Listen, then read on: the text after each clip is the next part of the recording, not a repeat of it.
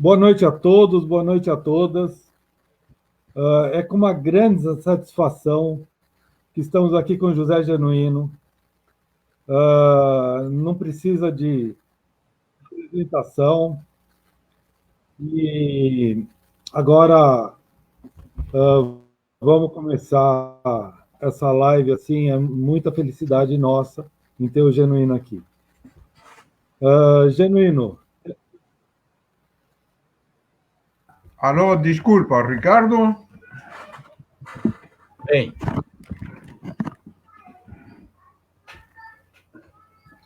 posso começar, né, Ricardo? Pode começar, Bem, Ricardo, Genuíno. eu queria agradecer essa nossa conversa. E essa nossa conversa me estimulou muito o vídeo que você fez, um trecho de uma entrevista que eu dei para o Sua Excelência o Fato, que era como fundo musical Viola Enluarada, que era uma música que a gente cantava muito quando estava lá no Araguaia, lá na guerrilha. Então, eu queria, em primeiro lugar, agradecer a sua manifestação de respeito, de carinho, de lembrança de algo muito importante da minha vida. Eu quero dizer para vocês aí do PT de Ilhabela, desse coletivo, desses companheiros e companheiras que estão sempre se mobilizando. A Soninha me falou que vocês têm uma programação permanente de mobilização, e eu acho que é muito importante a gente fazer isso. Como você sabe, essa é a terceira quarentena da minha vida, porque eu peguei 5 anos na época da ditadura militar, como preso, depois de 1 ano e meio na ação penal do Mensalão, e agora na ação da pandemia, da crise sanitária.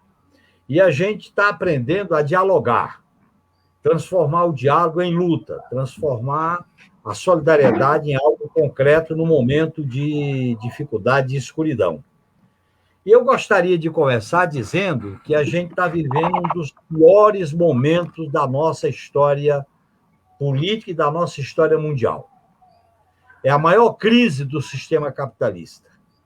É uma crise humanitária, é uma crise social, é uma crise econômica, é uma crise civilizatória, é uma crise ambiental e é uma crise mundial. Portanto, o modelo capitalista de dominação e de exploração está nu, foi despido. Ele apresenta todas as suas mazelas, as suas desigualdades, o seu lucro, a sua volúpia. Até para produzir vacina, eles tentam lucrar na Bolsa de Valores. E a própria produção de vacina é feita através da iniciativa privada, com dinheiro público.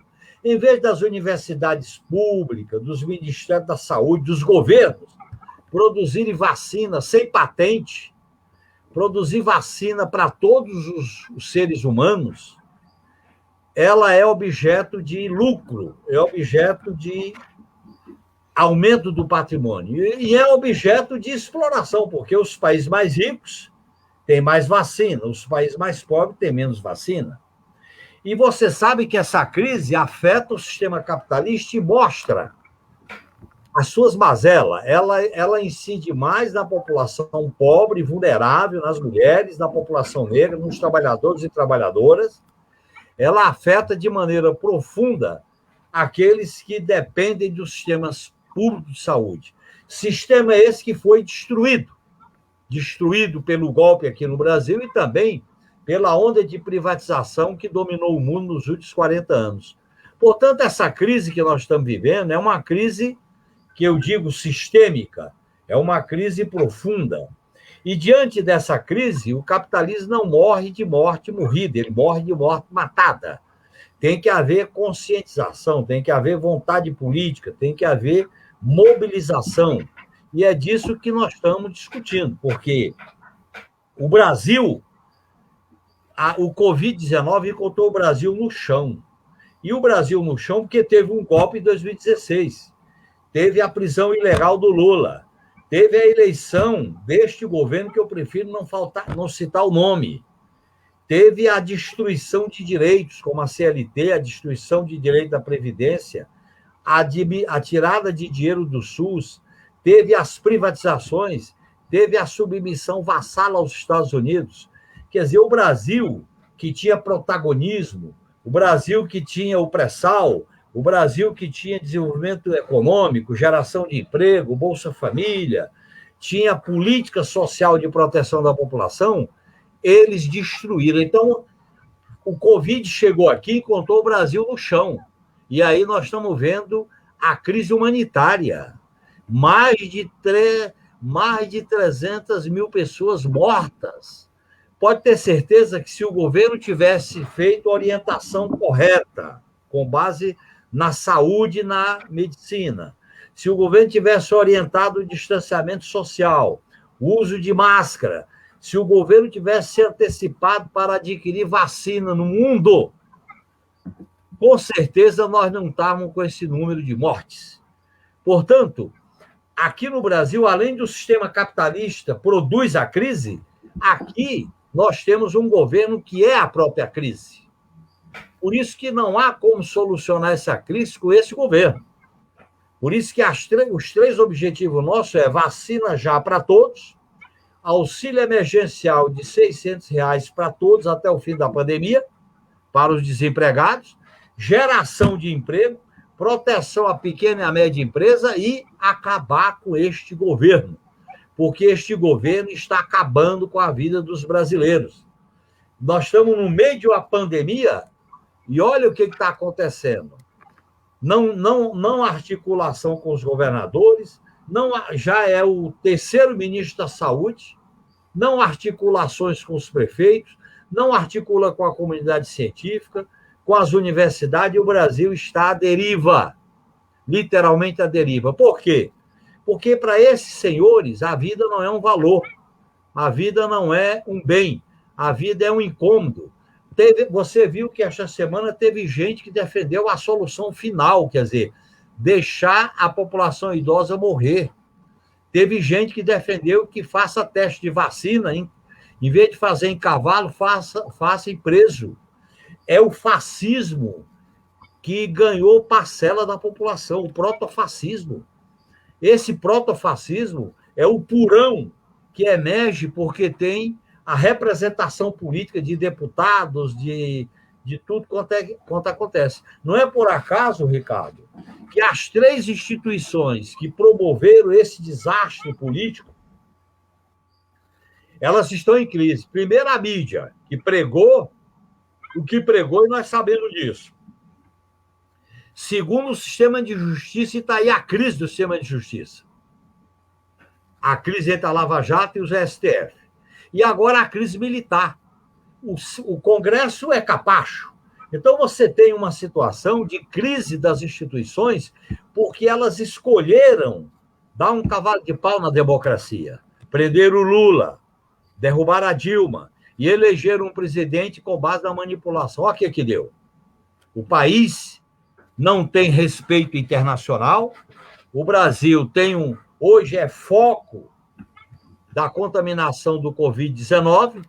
O Brasil não tem solidariedade com os países latino-americanos. O Brasil é conhecido como uma espécie de pária da sociedade. O Brasil que atravessa momentos extremamente difíceis por falta de orientação, de prevenção e de política social. Aí eles ficam discutindo teto de gastos, ficam discutindo regra de ouro, ficam discutindo reduzir o auxílio emergencial de 600 para 250 ou para 350. Quer dizer, agora, isto acontece no momento em que a grande burguesia monopolista financeira está lucrando. Está lucrando com as prestadoras de serviço, está lucrando com a área de comunicação, está lucrando com o sistema financeiro, está lucrando com o agronegócio.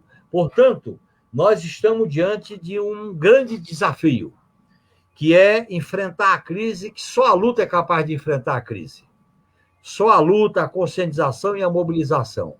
É preciso a gente enfrentar essa hecatombe para defender a vida, a democracia, os direitos, a vacina, com determinação, com unidade. Por isso que eu acho muito importante a unidade das forças de esquerda. A gente tem que acabar com essas ilusões em centrão, em alianção. Nós temos que fazer aliança com quem tem unidade programática, que são os partidos de esquerda, os movimentos populares. Nós temos que fazer aliança com aquelas forças que têm condições de enfrentar os inimigos do povo que deram esse golpe, que querem continuar lucrando, querem continuar explorando e oprimindo. Nós temos que enfrentar essa crise fazendo uma aliança com o movimento das mulheres contra o feminicídio, com o movimento da comunidade LGBTQIA+, com a aliança com a comunidade de negros e negras, com os quilombolas, com os indígenas, para juntar o povo que está passando pelo sofrimento. Lamentavelmente, Ricardo, a escolha entre morrer de Covid ou morrer de fome, veja que escolha dramática. Morrer de Covid ou morrer de fome. Isso tudo está acontecendo, não é por acaso. Claro que o Covid atinge todo mundo e todos os países, mas o número de mortes está vinculado ao tipo de governo, ao tipo de orientação, ao tipo de política que foi adotado ou não. Portanto, eu queria abrir essa nossa conversa chamando a luta, chamando a mobilização. Esse é o sentido do PT, é o sentido da esquerda, e para fazer isso, nós temos que assumir claramente que somos contra o capitalismo, porque o capitalismo é que produziu isso, e nós temos que recuperar a nossa identidade socialista. Nós queremos um outro modelo de sociedade humana organizada, com base na democracia, na solidariedade, nos direitos humanos, na defesa do meio ambiente, na luta antirracista, na luta contra o patriarcalismo. Nós temos que ter uma visão libertadora, uma visão rebelde de como enfrentar essa crise que está colocando as pessoas numa espécie de beco sem saída.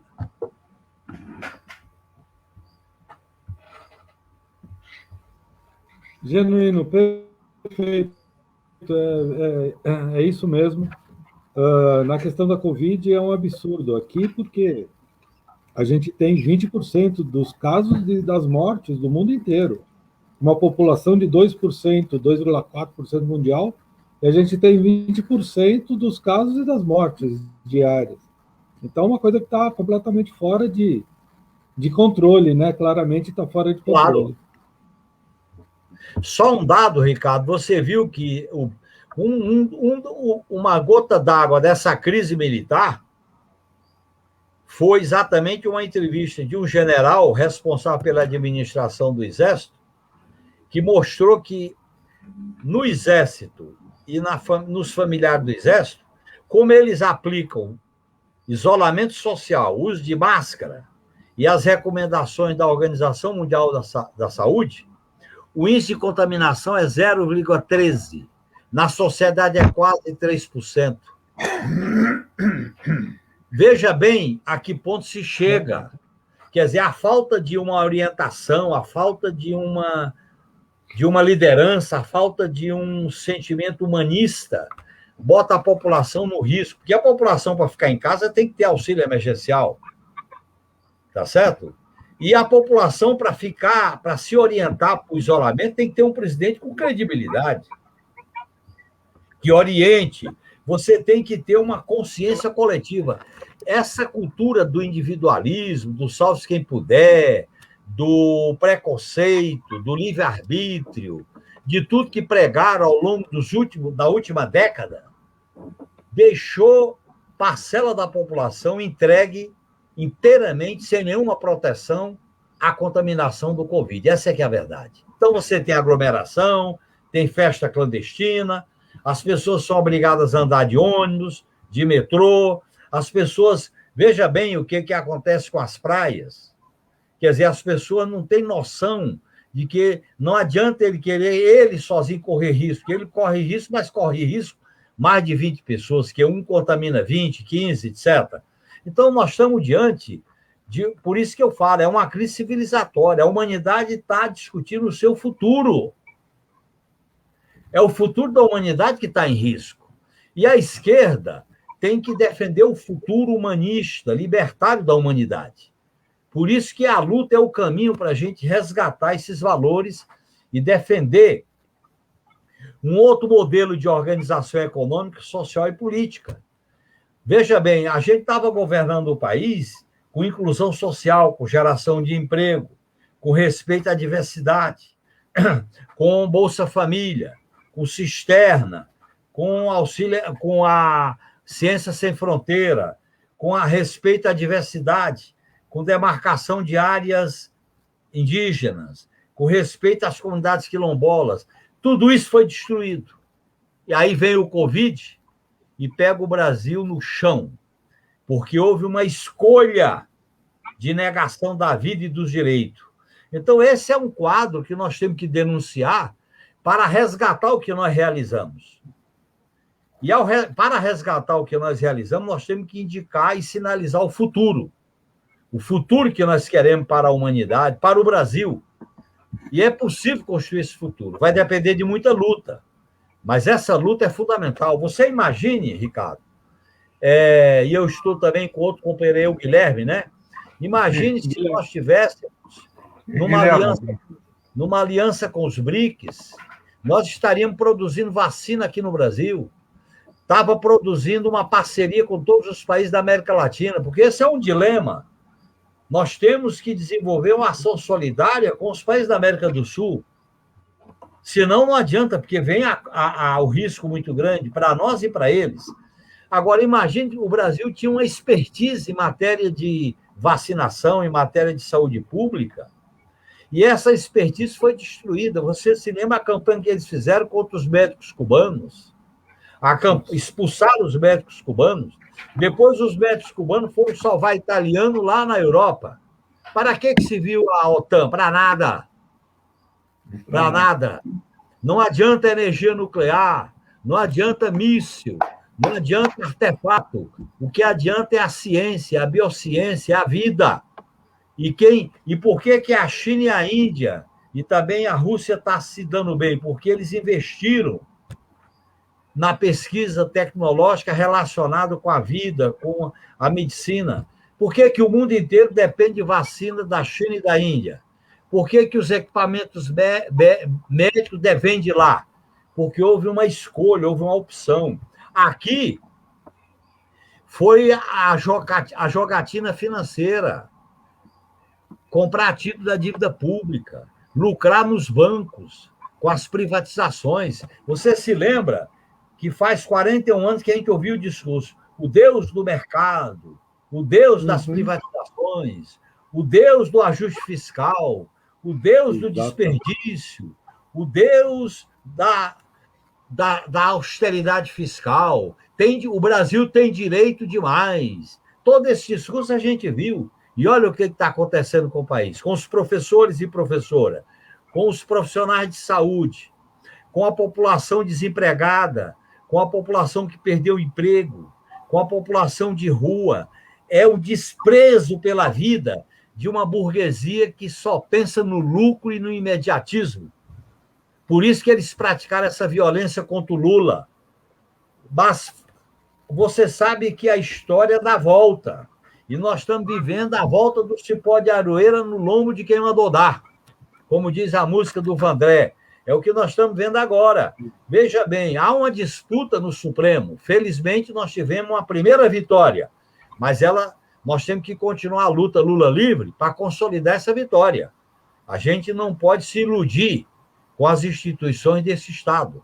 Agora explode uma crise na área militar, maior do que a crise do governo Geisel, que demitiu 2 generais por causa da morte do Manuel Fiel Filho e do Herzog. Depois você tem uma crise entre os governadores, porque o isolamento das prefeituras e dos governos do Estado, que devia ser mais rigoroso, eu defendo isso, eles não têm um estímulo, não têm uma coordenação do governo federal. E aí é o salve quem puder. Portanto, nós estamos vivendo a necropolítica. O negacionismo produz a negação da vida e da política.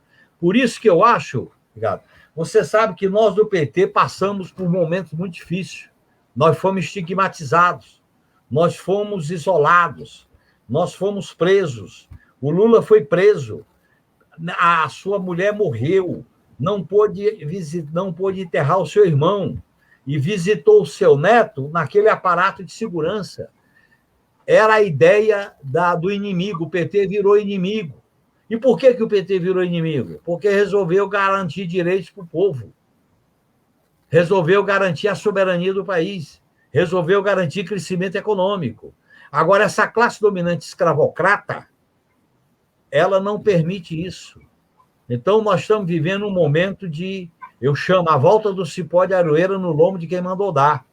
Mas nós temos que botar os pés no chão, porque nada está decidido ainda. O Lula tem um papel fundamental e vamos lutar para ele ser o nosso candidato em 2002 numa aliança de esquerda, numa aliança popular. Eu acho que nós não devemos repetir a aliança ampla. Frente ampla não dá certo. Veja o que aconteceu conosco.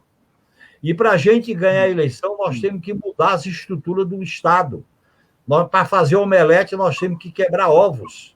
Nós temos que desmontar o desmonte. Recuperar a Petrobras, recuperar a base de Alcântara, recuperar, se eles privatizarem a Eletrobras, recuperar a Eletrobras. Se privatizar a Caixa e o banco, recuperar. Nós não temos outro caminho. Porque se a gente não faz mudanças estruturais, para que a gente ganhar a eleição? Então, nós temos que ter muita consciência do grande desafio que tem pela frente. Nós estamos vivendo um momento de desafio. E é nesses momentos que nós somos testados. O que queremos, para onde vamos. Por isso que eu queria deixar clara essa mensagem para vocês, mas eu já estou falando muito sozinho. Com a palavra vocês, para me questionar, para intervir. Não, é muito bom te ouvir falar. Bom, Genuíno, eu preciso te apresentar aqui um grande companheiro também, o Guilhermo. O Guilhermo, ele se diz baiano, mas eu tenho lá minhas dúvidas. Guilhermo, é com você. Certo. Boa noite, Genuíno. Boa noite, Boa noite, Ricardo. Guilherme. Boa noite, companheiros. A tua intervenção, Genuíno, é muito importante, muito boa, e eu diria que ela é um verdadeiro manifesto. É um manifesto para a nossa época, né? Porque, sem dúvida nenhuma, se a humanidade já vive uma crise sistêmica, uma crise ambiental, humanitária, uma crise econômica, no Brasil nós temos a crise dentro da crise, né? Como você muito bem falou, a gente já vive há algum tempo uma necropolítica, né? Que destrói as instituições, enfim, não vou repetir o que você muito bem sinalou, e que eu entendo como um verdadeiro manifesto que chama o povo à luta. E, sem dúvida nenhuma, o nosso caminho só pode ser a luta, né? É claro que, e aí eu acho que é importante problematizar, né, o nosso manifesto, né? É claro que, tudo isso posto, né, nós temos que mobilizar o nosso povo. E se bem hoje a pandemia é um elemento central para ser discutido, nós aqui, não por sermos o Comitê Lula Livre, né, entendemos que uma das necroses muito significativa é a necrose da justiça, né? É a corrupção da justiça, é a demolição do edifício elementar da justiça. Porque, mesmo sendo uma justiça burguesa, né, eles a destruíram, né? Então, eles corromperam a justiça. Essa turma da Lava Jato, esse Sérgio Moro, não passam de mercenários a serviço de interesses estrangeiros. Hoje, isso aí é conhecido mundialmente, todo mundo sabe, não é isso? Mas o fato é que eles destruíram os mais elementares direitos, né, que norteiam a justiça, qual seja, por exemplo, o de ampla defesa. Eles impediram a tua defesa, eles impediram a defesa do nosso companheiro Zé Dirceu, do Delúbio, que agora é inocentado, mas assim, vocês todos foram julgados em praça pública. É isso que eu acho que nós também, Genuíno, nós temos que debulhar, para poder, de modo pedagógico, mostrar que não é possível a vida em sociedade sem os mais elementares instrumentos para a justiça. O direito de ampla defesa. Estou falando isso porque, assim, nós entendemos que hoje, se há uma bandeira que desarma boa parte dos vacilantes, é justamente as injustiças que foram cometidas pelo presidente Lula. Nós temos que lutar pela inocência do companheiro Lula. A primeira trincheira a ser ocupada e a primeira vitória que nós temos que conquistar é a inocência. Não basta apenas habilitar politicamente o companheiro Lula, mas é inocentar o companheiro Lula. Porque também, certo, ao inocentar o companheiro Lula, fica completamente flagrante, né, que o Partido dos Trabalhadores não só foi um verdadeiro farol para iluminar o caminho do povo brasileiro, para trilhar um caminho de independência e de soberania, né, mas também é um instrumento que será muito importante para a gente conquistar essa soberania, certo? Essa independência, essa soberania junto aos países da América Latina que na Unasul declararam a América Latina um território de paz, não é? Então, essa bandeira me parece muito importante porque, assim, se por um lado os inimigos deram um cavalo de pau, nós não podemos simplesmente dar um cavalo de pau. Nós temos que organizar a rebelião. Nós temos que organizar a luta. Nós temos que organizar os nossos instrumentos. Nós temos que organizar a mobilização popular.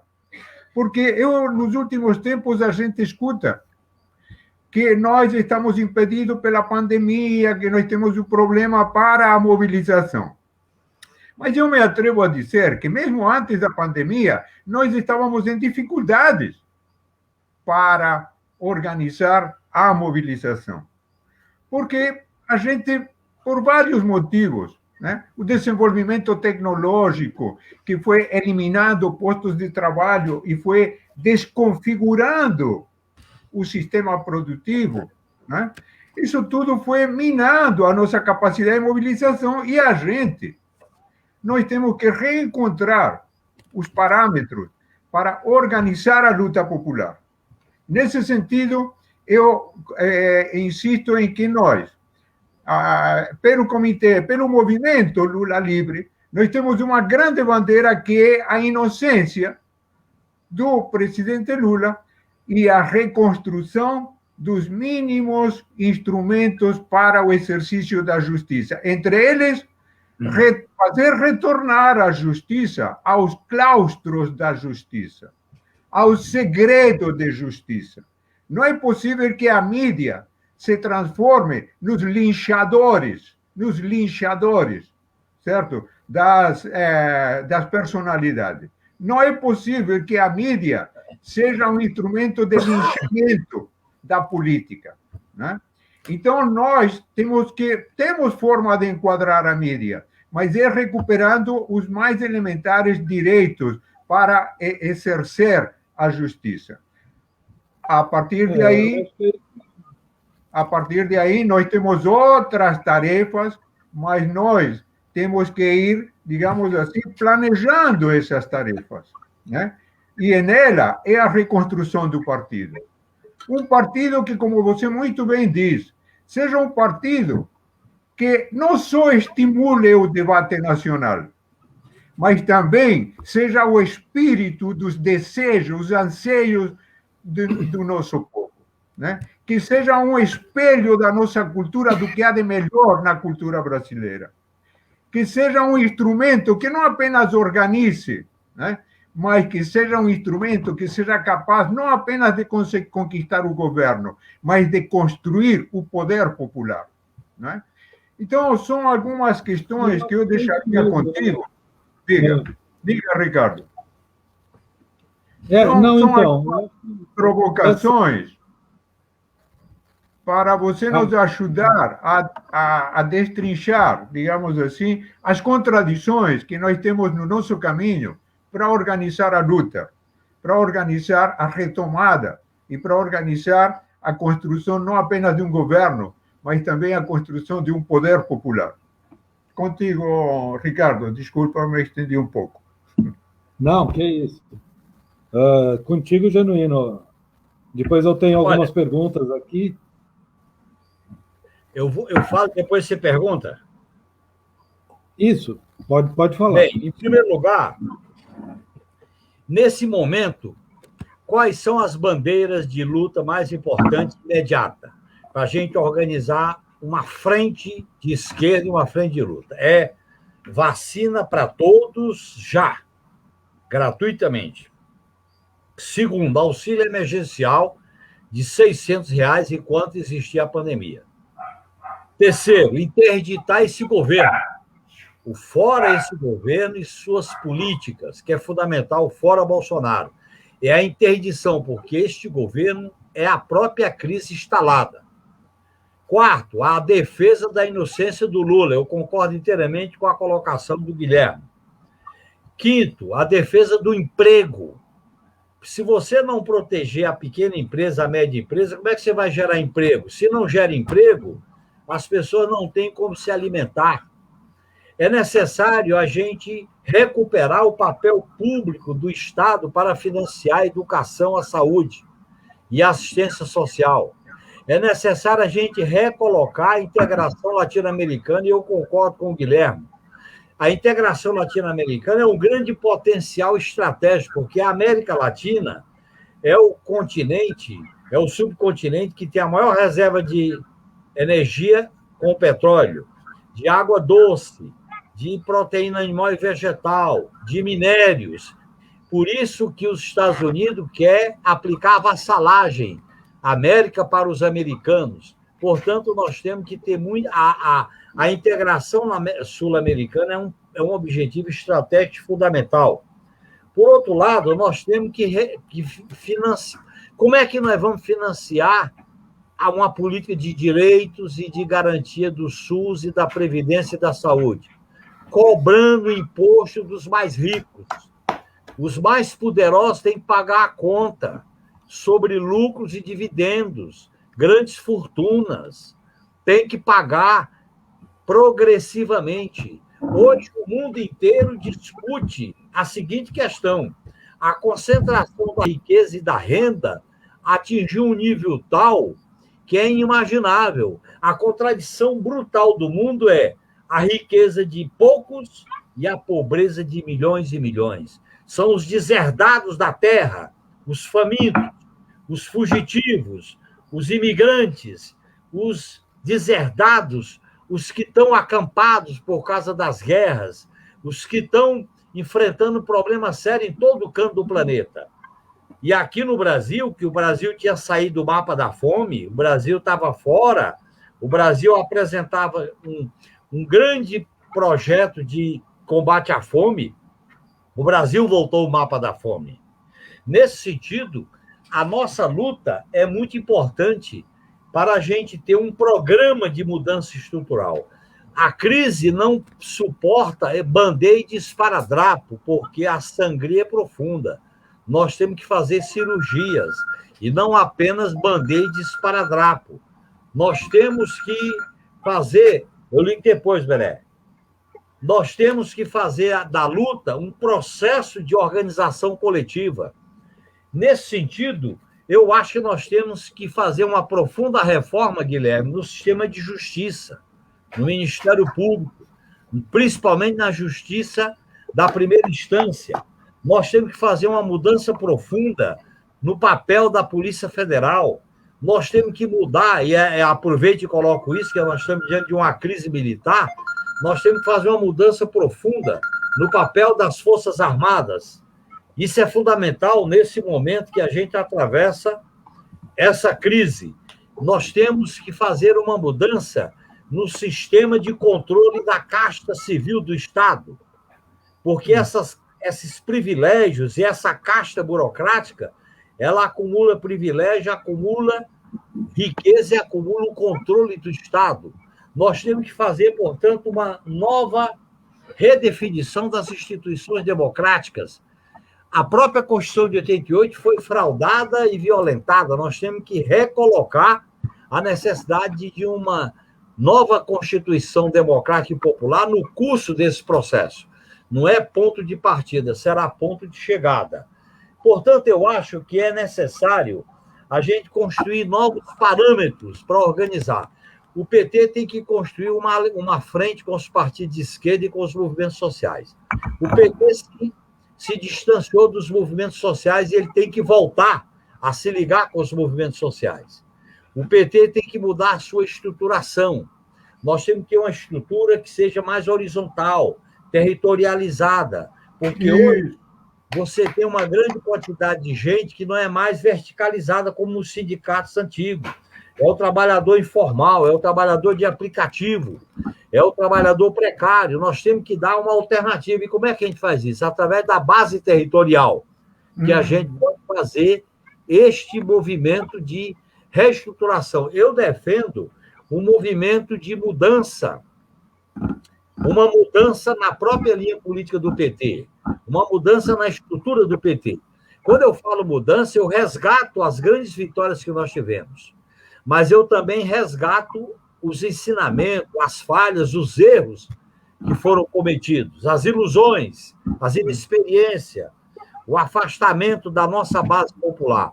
E eu acho que o PT tem que fazer um grande debate para reaglutinar antigos militantes, novos militantes, num processo de organização pela base. Eu acho que quando a gente governou o país, a gente se iludiu com os palácios, com as vantagens do poder e com as instituições. Nós temos agora que fazer um giro à esquerda para reestruturar a base organizativa do partido. Por isso que a questão central, Guilherme, da democracia é instituir direitos. A questão central da democracia é a soberania popular. A questão central da democracia é ser um instrumento de mudança na vida das pessoas. Por exemplo, como é que a gente pode falar em democracia com racismo? Não dá. Como é que a gente pode falar em democracia com patriarcalismo e com feminicídio? Não dá. Com preconceito contra a comunidade LGBTQIA+, não dá. Para nós, a democracia é melhorar a vida, é mudar a vida das pessoas. E eu acho que essa discussão é muito importante que o PT faça nesse momento de que a gente tem que aproveitar as redes sociais para fazer o debate político, mas nada vai substituir o debate presencial, o debate direto com a população. Porque o PT é um partido que tem capilaridade, tem diretórios no Brasil inteiro, tem experiência e tem uma liderança que é o próprio Lula, que o Lula é uma liderança produto dessa luta. Por isso que ele é vetado, por isso que ele foi preso, por isso que eles têm ódio, porque o Lula significa mudança estrutural, significa esperança. E como eu acho que a esperança é vermelha, nós não podemos ter medo das nossas cores, nós não podemos esconder nossa estrela nem nosso símbolo. Não adianta a gente baixar a cabeça, como diz a frase do Victor Sérgio. Quem baixa a cabeça morre. E quem luta só corre o risco de morrer, mas corre o risco de viver, principalmente com dignidade. É isso que eu colocaria comentando as provocações, boas provocações do Guilherme. Muito bom, Genuíno. Muito bom, eu acho brilhante, inclusive, o caminho que você aponta sobre a territorialização da própria organização para a luta, porque também é fruto da nossa experiência no governo, né, Genuíno? Claro, porque, claro. Por exemplo, a experiência das conferências que pariram o território da cidadania, os territórios da agricultura familiar, da pesca. Foram experiências que mostram que realmente nós estávamos no caminho certo e, evidentemente, certo, fomos vítima de uma conspiração de grupos mercenários a serviço do imperialismo, né? Mas concordo plenamente e é muito bom poder resgatar essa experiência construída durante os governos. Não foi somente e fundamentalmente, claro, a luta de inclusão social de mais de 40 milhões de habitantes ao consumo, mas foi também abrir caminhos e perspectivas para um desenvolvimento próprio, endógeno, um desenvolvimento de base territorial, inspirado, inclusive, nas lideranças. Agora, você deve lembrar muito bem que a política de desenvolvimento territorial sofreu enorme resistência das emendas parlamentares. Isso é um verdadeiro câncer para promover o clientelismo político. Realmente, nós precisamos de uma reforma institucional, uma reforma da justiça, uma reforma política, e nós temos que organizar as nossas forças para poder, primeiro, voltar ao governo, e no governo construir o poder popular. Mas é muito bom te ouvir e poder resgatar essas experiências. Diga, Ricardo. Deixa eu passar algumas perguntas aqui, porque estão me jogando pedra, já eu vou cair aqui de tanta pedrada. Vamos ver, eu precisava falar aqui, Genuíno, um companheiro teu, o José Tadeu Mota, ele te ajudou na campanha para deputado. E acho que ele chegou um pouquinho atrasado, ele pergunta sobre a análise sobre a saída da cúpula militar. Olha, sobre a crise militar... Seus companheiros aí. Oi? É sobre... Repete. Repete, Ricardo. Desculpa. O José Tadeu Mota, ele é um companheiro seu, ele te ajudou na campanha para deputado, na última campanha. E ele pergunta sobre a sua análise sobre a saída da cúpula militar. Olha, eu acho que há uma crise militar provocada pelo tipo de governo que o país tem. Ele queria, tudo indica que ele queria uma subserviência fundamentalista, maniqueísta, obscurantista, e as próprias Forças Armadas começaram a ter medo do desgaste. Eles que apoiaram o capitão, eles que viabilizaram a eleição, eles que apoiaram esse governo se deram conta. O desgaste no enfrentamento à pandemia. Se deram conta o desastre de Pazuello no Ministério da Saúde. Se deram conta, e é importante informar isso, Ricardo, o próprio general chamado Paulo Sérgio, que é general de 4 estrelas, que é responsável pela administração do Exército, ele relatou como é que o Exército combate a pandemia, com isolamento, com máscara, com cuidado, seguindo a Organização Mundial da Saúde. Aí ele diz, o nível de contaminação é 0,3%, só que o nível de contaminação na sociedade é quase 3%.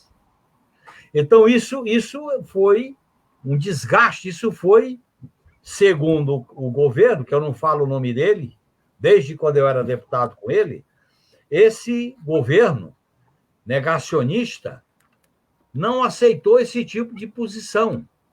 É claro que as Forças Armadas têm tudo a ver com esse governo. Ele não existia sem elas. Eles produziram esse tipo de governo. Mas acontece, chega uma hora que eles querem tirar o corpo de fora. E aí gera descontentamento. É a primeira vez no Brasil que há uma crise militar com demissão de 3 comandantes e do ministro da Defesa. Nunca tinha acontecido isso. Veja bem, esse governo é um governo da crise. É um governo do obscurantismo. Por isso que produziu essa crise. Então, nesse sentido, eu acho que não há risco de golpe.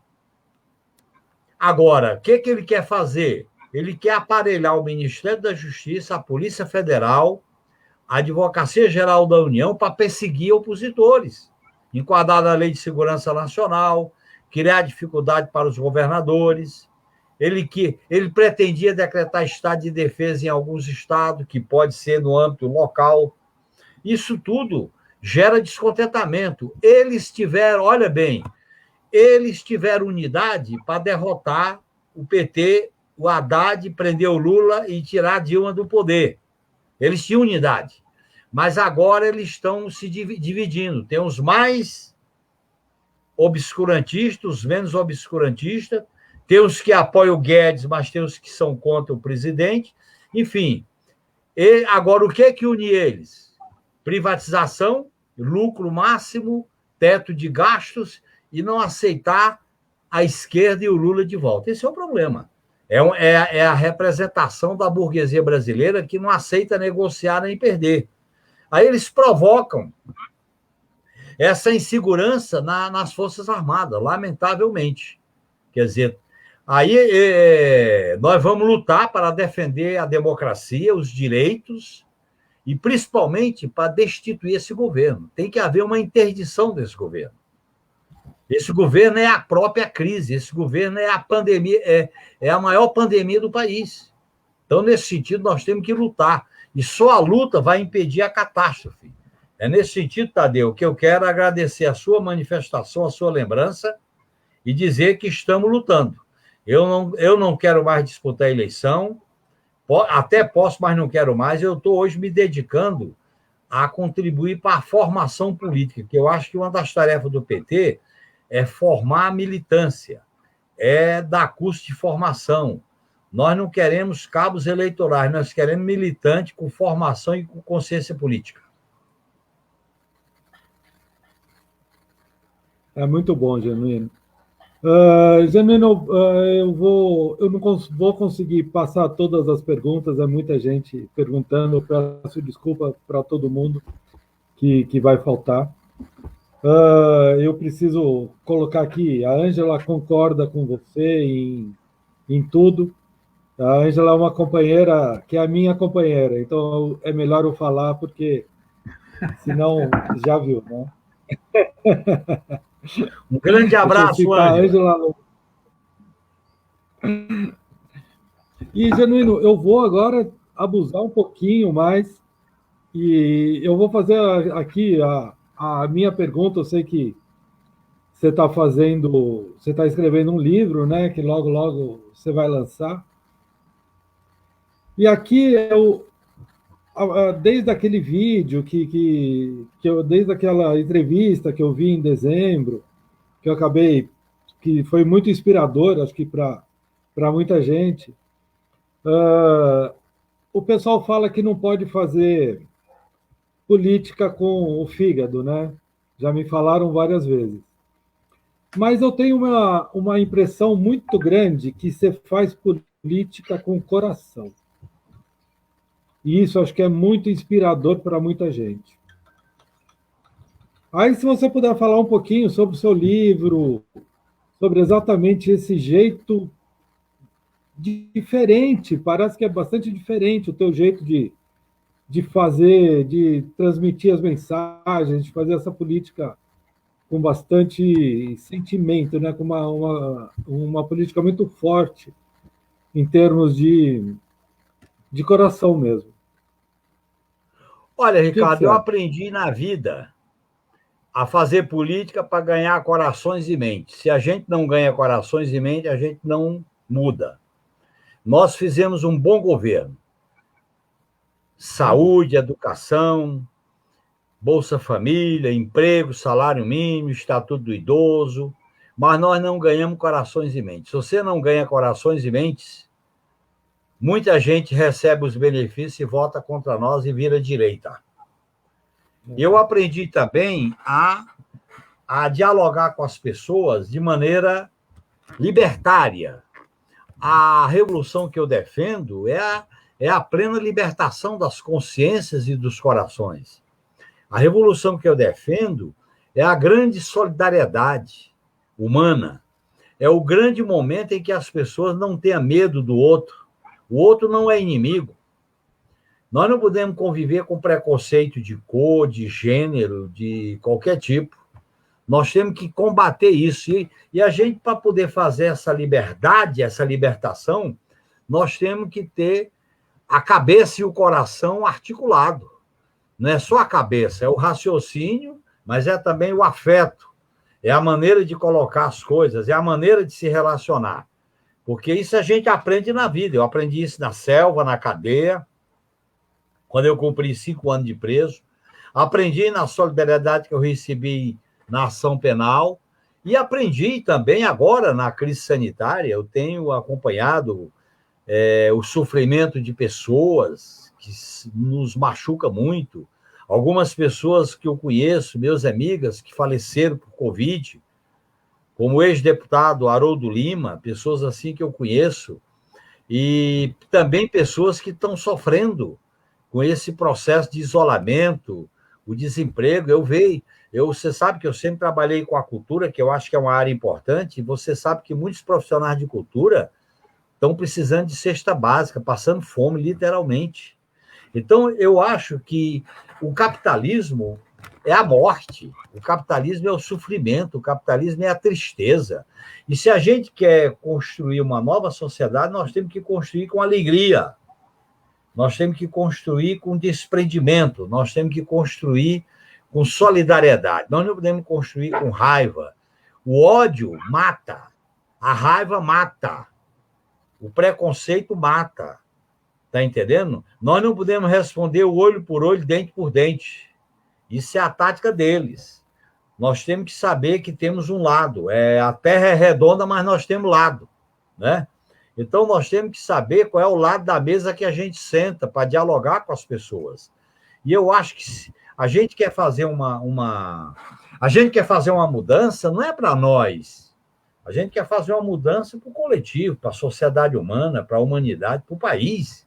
Nós não podemos nós não podemos achar que é normal viver num país com desempregado, com pessoas passando fome, com pessoas sem assistência social, com pessoas sendo discriminadas, sendo violentadas. Você vê aí os casos de violência que os jornais divulgam, uma barbaridade. Quer dizer, a barbárie está instalada, e a pior da barbárie, Ricardo, é quando ela vira normal.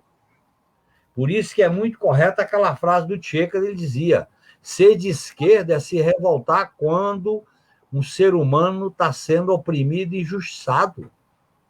Essa é a condição humana, você não pode aceitar que é normal as pessoas passarem fome, morrerem, serem oprimidas, sofrerem preconceito. Por isso que eu acho que o PT, para mim, foi uma grande lição, esses 41 anos. Eu aprendi muito com o PT, ensinei o PT.